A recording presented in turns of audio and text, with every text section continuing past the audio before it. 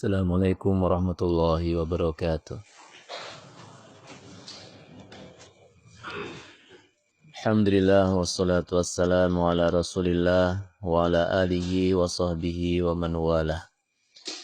Kita buka Quran surat Al-A'raf ayat 20. A'udzu billahi minasy syaithanir rajim.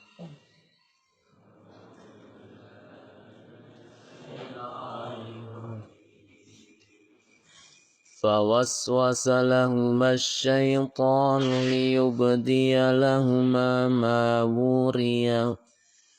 وري عنهما من سوآتهما وقال ما نهاكما ربكما عن هذه الشجرة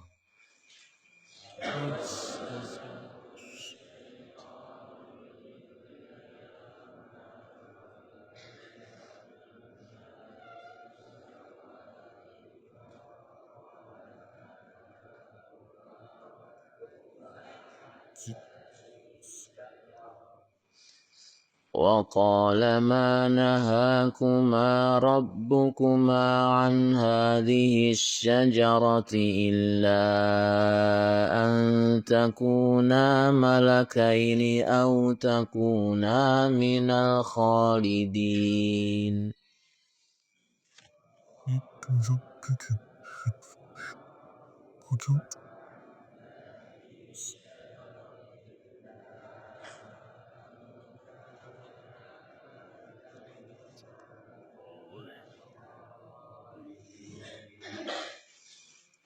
Maka setan membisikkan pikiran jahat kepada keduanya untuk menampakkan kepada keduanya apa yang tertutup dari mereka, yaitu auratnya. Dan setan berkata, Tuhan kamu tidak melarang dari mendekati pohon ini, melainkan supaya kamu berdua tidak menjadi malaikat atau tidak menjadi orang-orang yang kekal di dalam surga. Setelah iblis mengetahui Adam tinggal di surga dan mendapatkan semua kesenangan dan kebebasan di dalam surga, dari bertinggal di dalamnya, makan semua apa yang ada di dalamnya, dari apa-apa yang dihalalkan oleh Allah Subhanahu wa taala, maka iblis mulai melancarkan kejahatannya, mulai melancarkan godaannya kepada Adam dan Hawa. Dan ketika Adam dan Hawa nanti akan terpengaruh oleh godaan iblis, maka mereka akan kehilangan pakaian yang menutup auratnya. Akan terlepas semua pakaian yang akan menutup auratnya. Disebutkan di sini iblis membisikkan, memberikan was-was atau keraguan-keraguan kepada Adam dan Hawa dengan mengatakan sesuatu kedustaan kepada mereka, dengan mengatakan sesuatu yang tidak sesuai fakta yang Allah berikan kepada mereka. Jadi ketika Nabi Adam dilarang oleh Allah Subhanahu wa taala untuk mendekati sebuah pohon dan terlarang untuk memakan buahnya, maka kemudian iblis menginformasikan berita hoax, bohong kepada Adam dengan mengatakan, Adam, kenapa Allah ini melarang kamu makan buah larangan ini, pohon ini? Itu tidak lain karena kalau kamu makan, kamu akan jadi malaikat. Kalau kamu makan, kamu akan jadi makhluk yang sempurna dan akan berada di surga ini selama-lamanya. Tapi kalau kamu tidak makan, maka kamu ya tetap jadi manusia dan satu waktu nanti akan Allah turunkan ke bumi. Tidak menjadi orang yang kekal selamanya. Kamu hanya mendapatkan kenikmatan sebentar saja. Jadi inilah ikhwah rahimakumullah. Iblis dari dulu sampai sekarang beserta dengan anak buahnya, beserta dengan seluruh jin dan tentara-tentaranya dalam mengganggu manusia itu senantiasa menggambarkan sesuatu yang terlarang adalah baik. Ya. Sesuatu yang haram adalah bermanfaat. Sesuatu yang tidak disukai oleh Allah seakan-akan sesuatu yang menyenangkan. Ini digambarkan oleh iblis kepada Nabi Adam. Jadi ini ada pohon yang terlarang untuk didekati, tapi kemudian sama iblis digambarkan, ini kenapa nggak boleh didekati? Ya karena kalau kamu dekati, kamu akan jadi malaikat nanti. Kamu akan selama-lamanya di surga ini. Dan Adam tahu bahwa dia di surga tidak selama-lamanya. Satu waktu akan diturunkan ke bumi menjadi khalifah. Nah, Adam sebagai seorang makhluk yang memiliki hawa nafsu terpengaruh di situ.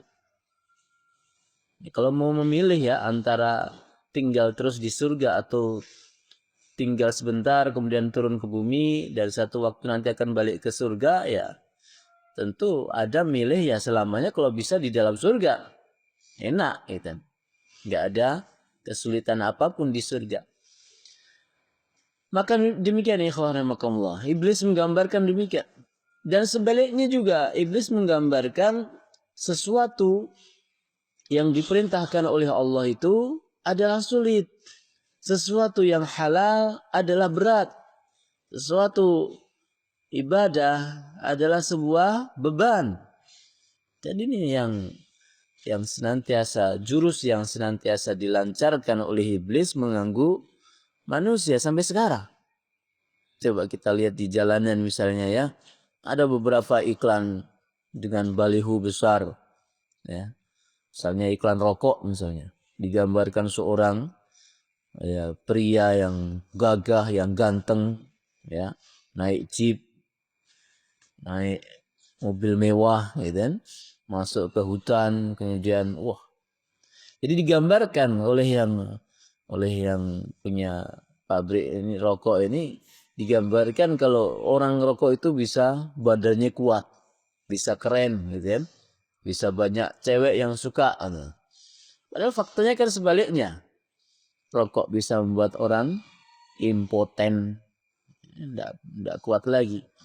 Rokok bisa membuat orang apa?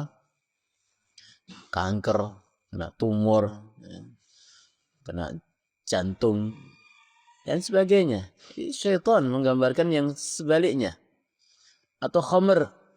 Ya, orang jualan khamr ya, dengan bahasa-bahasa apa kalau bahasa orang sini ya, jamu ya, atau anget-anget atau minuman yang bikin keren, minuman laki-laki. Kalimat-kalimat seperti itu. Jadi digambarkan kalau minum khamr ini kamu bisa keren, kamu bisa gagah, kamu bisa. Padahal sebaliknya. Ini dari dulu sampai sekarang. Jadi sesuatu yang buruk digambarkan oleh syaitan adalah sesuatu yang baik. Dan sebaliknya, sesuatu yang baik digambarkan oleh syaitan sebagai sesuatu yang buruk. Mondok, ini juga coba ya.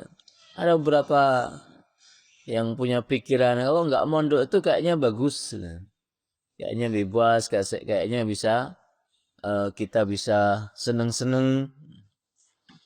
Padahal sebenarnya ya kegiatannya sama. Kita bangun pagi, ya, tidur malam, ya, kita bisa bermain juga, belajar. Ikhwan demikian. Dari zaman dahulu sampai sekarang. Maka bagaimana tolak kebenaran itu? Lihat apa yang disebutkan di dalam Al-Quran. Ketika Allah sampaikan ini sesuatu yang baik, ya kita ikuti. Meskipun hawa nafsu kita kadang-kala belum memahami. Kenapa saya harus puasa ya? Kenapa saya harus sholat setiap hari ya? Kenapa kita harus berzikir ya? Seandainya akal kita belum sampai, maka cukuplah kita mengimani dan menjalankan apa yang Allah perintahkan. Insya Allah itu baik. Dan nanti akal akan tertuntun oleh Al-Quran. Maka secerdas-cerdasnya seseorang itu kalau tidak dituntun Al-Quran, dia akan sesat. Dia akan sesat. Jadi akal itu tidak bisa menilai sesuatu itu baik tanpa bimbingan Al-Quran. Nah demikian karena apa? Karena akal kadangkala ditumpangi oleh hawa nafsu, akal kadangkala diganggu oleh syaitan yang menggambarkan bahwa ini sesuatu yang tidak baik padahal itu adalah sebuah kebaikan. Maka disebutkan di sini Adam dan Hawa terganggu, terpengaruh oleh bisikan iblis ini. Sehingga kemudian ya, dia berpikir dengan makan buah ini maka dia akan menjadi malaikat, akan menjadi makhluk yang memiliki kelebihan, kekuatan, ya, dan tidak mati. Malaikat tidak mati. Demikian juga dia berpikir kalau saya makan ini maka saya akan menjadi al-khalid, orang yang kekal di surga ini dan tidak akan diturunkan ke bumi oleh Allah Subhanahu wa taala. Maka kemudian sukseslah jurus syaitan atau iblis ini dalam mengganggu Nabi Adam. Dan ini pelajaran dari kisah ini tentu demikian. Kita semua dari keturunannya Nabi Adam itu harus senantiasa berjaga-jaga dari was-was, bisikan-bisikan jahat dari iblis. Alladzi yuwaswisu fi sudurin nas. Meniupkan rasa was-was ke dalam dada setiap manusia. Yaitu dengan tadi apa? Dengan senantiasa kita ini berpikir sesuatu yang dilarang Allah itu adalah sebuah kebaikan. Ya, ini was-was dari syaitan. Berpikir ya, sesuatu yang diperintahkan Allah itu sebuah beban. Ya. Bagaimana caranya kita hendaknya dalam beraktivitas ini hendaknya terus-menerus membayangkan ketaatan Allah Subhanahu wa taala itu akan berbuah kebaikan-kebaikan di dunia dan di akhirat nanti. Apa yang kita lakukan, sekecil apapun ketaatan yang kita lakukan, itu akan dinilai dan akan diberikan pahala yang besar oleh Allah Subhanahu wa taala baik di dunia ataupun di surga nanti. Itu harus senantiasa kita bayangkan, senantiasa kita tanamkan ke dalam hati kita dalam setiap kita melakukan sebuah ketaatan. Dan sebaliknya, saat kita mau diajak melakukan sebuah kemaksiatan, harus kita bayangkan bahwa kemaksiatan itu berbuah neraka, menghasilkan siksa neraka. Bayangkan api yang menyala-nyala saat kita akan mau melakukan suatu kemaksiatan. Sehingga apa? Sehingga kita kemudian membatalkan atau tidak mau melakukan sekecil apapun kemaksiatan karena kita akan berdurhaka kepada Allah yang Maha Besar. Allah Subhanahu wa taala senantiasa memberikan tuntunan kepada siapa yang senantiasa memiliki rasa khauf dan roja dan berharap mendapatkan cinta dan rahmat Allah Subhanahu wa taala. Demikian ikhwah, semoga ada manfaatnya. Wa da'wana sallallahu ala nabiyyina Muhammadin wa ala alihi washabihi ajmain. Assalamualaikum warahmatullahi wabarakatuh.